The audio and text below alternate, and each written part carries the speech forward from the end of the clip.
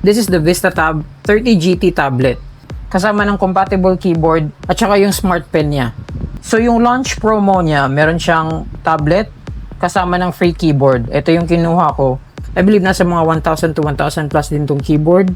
Kung bibilin mo siya separately, nasa mga 900 pesos din tong pen. We'll go ahead and try and compare this tablet sa mga budget tablet na na-try ko before. Recently, nag-review din ako ng Oppo Pad SE tsaka yung Redmi Pad 2. Ito kasing tablet na to, malapit lang yung presyo nila. Tapos yung performance is also the same. Open naman natin tong pen. Yan, okay. So, ito yung pen natin. This is the first time na i-open ko lahat to. Maliit na charging cable, which is USB A to C. Okay? Once again, meron siyang pen tip. Ayan, no? Napakaliit. So, yan. So, iikot mo yan. Yan. So, ayan. Natanggal na siya, diba?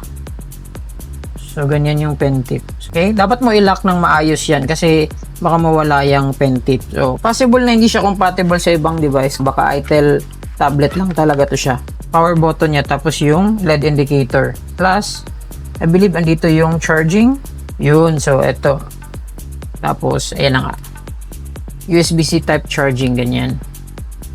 Meron siyang 130 mAh battery, magnetic attachment. Pwede mo siyang ikabit sa taas ng tablet. Tilt function tsaka palm rejection.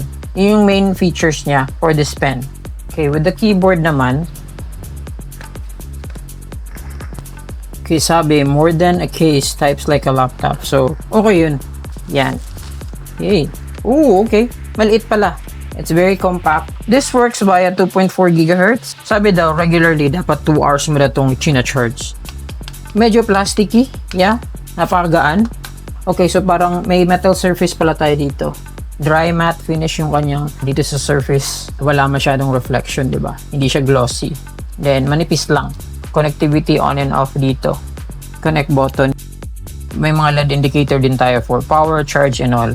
Okay, so unbox na natin yung tablet natin. Here's our VistaTab 30GT. This is the first time na meron akong tablet na Itel. Meron naman akong mga Itel watch na okay naman. Meron akong 4 na Itel watch. Anyway, meron siyang Helio G99 processor, tsaka 11-inch yung screen. So, 2K resolution at 90Hz. Tsaka 7,000 mAh yung battery. Siyempre, itetest natin yung battery na yan kung gaano siya katagal magagamit. 4GB of RAM plus 8GB of extended RAM.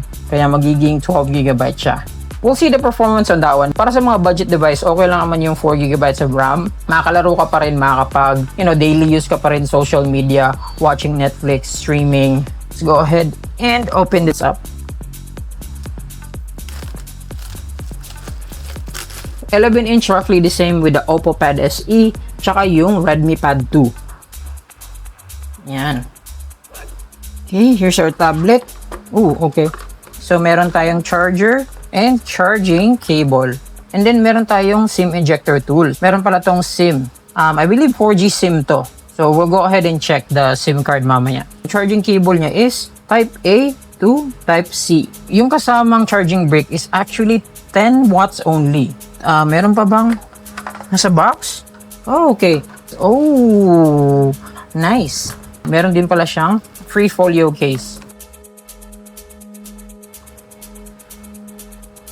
That's everything out of the box. Let's go ahead and peel it off. Yan. So, here's the VistaTab 30GT. Tsaka maganda yung camera bump niya, oh. Meron tayong power button dito, tsaka volume rockers on the top. Tsaka ito yung SIM card tray natin. Plus, I believe this is a microphone.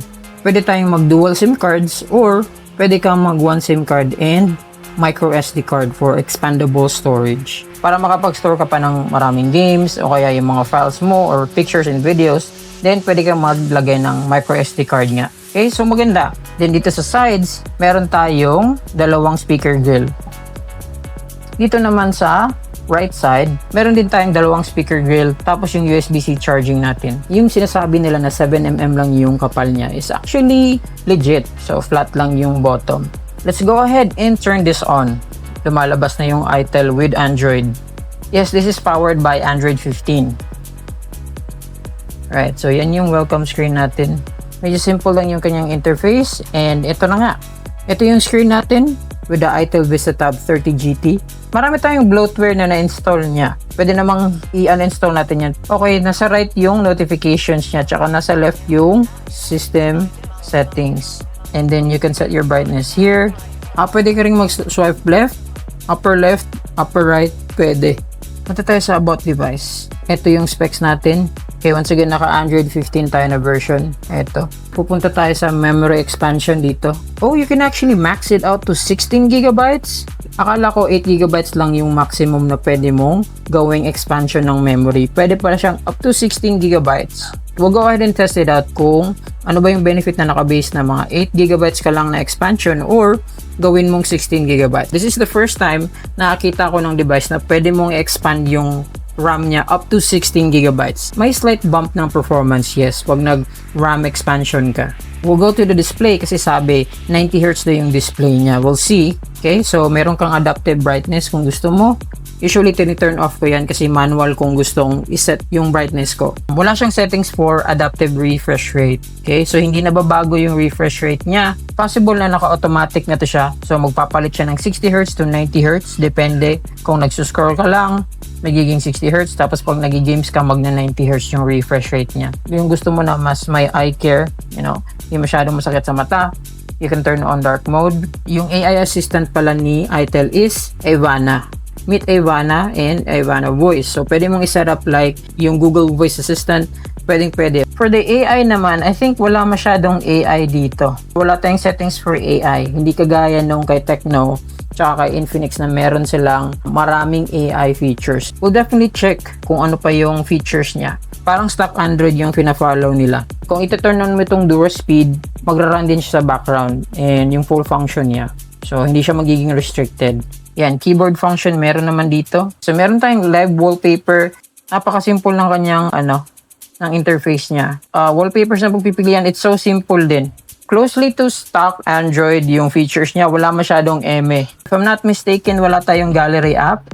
Ginagamit natin is Google Photos. Maybe pwede nating downloadan ng gallery app. So, iti-test natin yan. Let's check the camera real quick.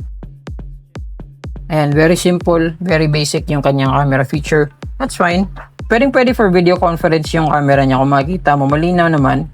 Clear naman yung mukha ko. Hindi kagaya ng mga Samsung device na ganito yung presyo. Nasa mga below 10,000 yung price. Pangit yung camera nun. Especially na yung selfie cam. So, eto, very decent. Pwede mo siyang gamitin for video calls. We'll go ahead and test it out some more. Eto, first impressions in unboxing lang ng VistaTab 30 GT natin. And with the accessories na kasama niya. Next time, gagawa tayo ng review. You can go ahead and follow me for that. And i-compare din natin to sa ibang tablet na meron ako. Yung mga budget tablet na na-review ko na before. And see kung maganda ba to o hindi. Habang kayo sa video and take care na muna, okay? Bye-bye.